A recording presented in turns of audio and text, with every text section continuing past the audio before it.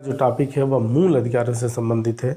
मूल अधिकारों की अगर बात की जाए तो मूल अधिकार ऐसे अधिकार होते हैं जो व्यक्ति को राज्य से संरक्षण प्रदान करते हैं और साथ ही साथ राज्य व्यक्ति के मूल अधिकारों पर नियंत्रण स्थापित करते हुए, यानी कि व्यक्ति और राज्य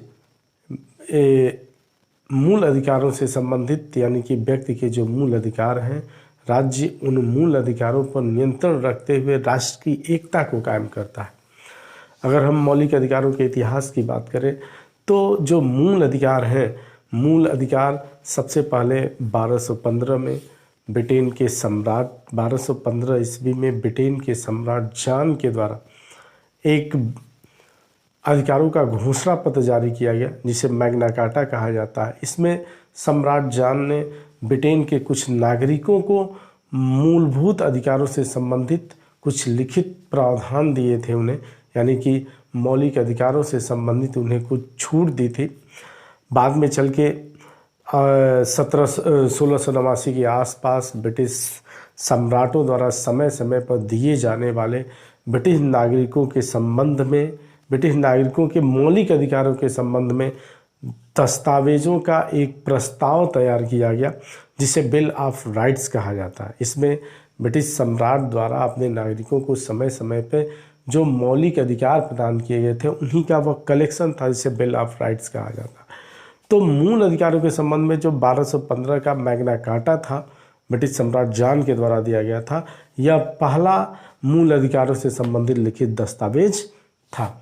उसके बाद फ्रांस को देखा जाए तो फ्रांस ने भी लंबे समय तक एक संघर्ष के बाद 1789 में फ्रांस की जनता के लिए मानव अधिकारों से संबंधित मूलभूत अधिकारों का प्रावधान किया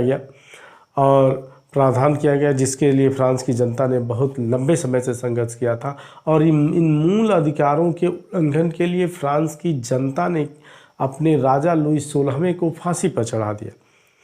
और वहीं अगर अमेरिका में बात करें, चूँकि अमेरिका 4 जुलाई 1776 के आसपास स्वतंत्र 4 जुलाई 1776 को स्वतंत्र हुआ था, लेकिन 1789 ईस्वी में जब अमेरिकी संविधान का निर्माण हुआ तो उसमें कहीं भी मौलिक अधिकारों या मूलभूत अधिकारों से संबंधित प्रावधान नहीं था। परंतु बाद में चल के 1791 में अमेरिकी संविधान में संशोधन करके और मौलिक अधिकारों से संबंधित अधिकार पत्रों को लागू करने का काम किया गया। तब अमेरिकी नागरिकों को मौलिक अधिकारों से संबंधित अधिकार प्राप्त हुए। ये तो रहा विश्व के संबंध में मौलिक अधिकारों का इतिहास। अगर हम भारत की बात करें तो भारत में सबसे पहले 1895 में भारतीय संविधान संशोधन विधेयक पारित करते समय कांग्रेस ने इस प्रस्ताव को सबसे पहले पारित किया था।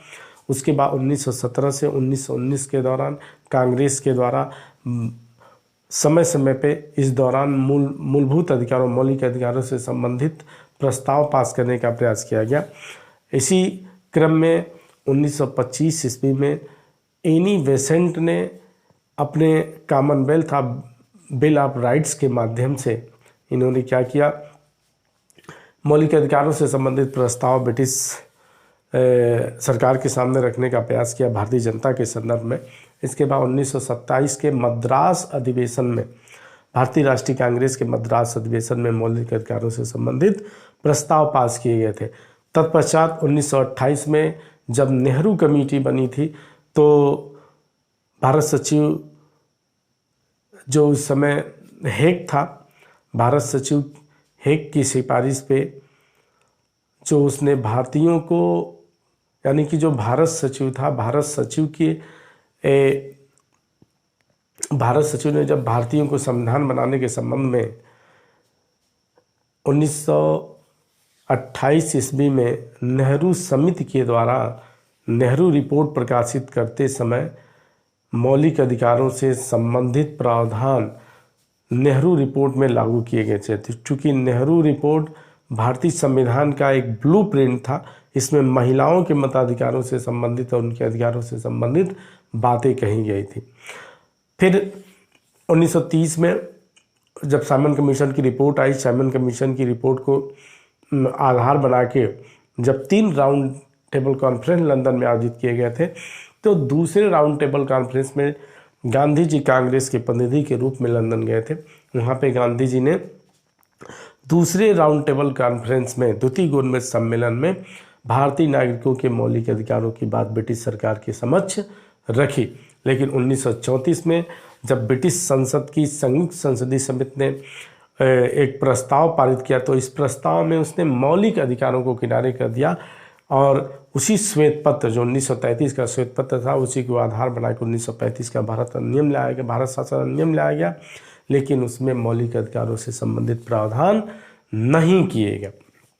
इसके बाद भारतीय नागरिकों से संबंधित मौलिक अधिकारों की प्रोसेस चलती रही। 1945 में सर तेज बहादुर सप्रू के द्वारा, जो एक समिति के अध्यक्ष थे, उन्होंने, जो संविधान सभा से संबंधित थी, उन्होंने अपने प्रस्ताव में भारतीय नागरिकों के मौलिक अधिकारों की बात कही थी और इस प्रस्ताव को रखा था।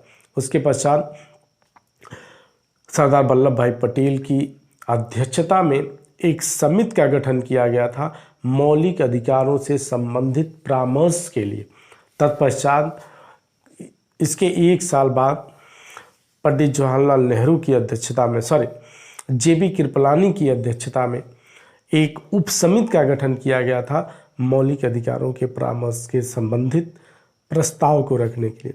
तो इस प्रकार देखा जाए तो जेबी कृपलानी की उप समिति को आधार बनाकर और सरदार वल्लभ भाई पटेल समिति की सिफारिशों और साथ ही साथ तेज बहादुर सप्रू समिति की सिफारिशों को आधार बनाते हुए भारतीय संविधान के भाग 3 में अनुच्छेद 12 से लेकर 35 तक मौलिक अधिकारों के संबंधित प्रावधान किया गया। चूँकि मूल भारतीय संविधान में भारतीय नागरिकों को 7 मौलिक अधिकार प्रदान थे, लेकिन 44वें संवैधानिक संशोधन 1978 के द्वारा संपत्ति के अधिकार को, जो 19(1) च तथा अनुच्छेद 31 में था, संपत्ति के अधिकार को मूल अधिकारों की श्रेणी से निकालकर इसे भारतीय संविधान के अनुच्छेद 300(a) या 300(क) के तहत एक नया अनुच्छेद जोड़ते हुए इसे विधिक अधिकार यानी कानूनी अधिकार प्रदान किया गया।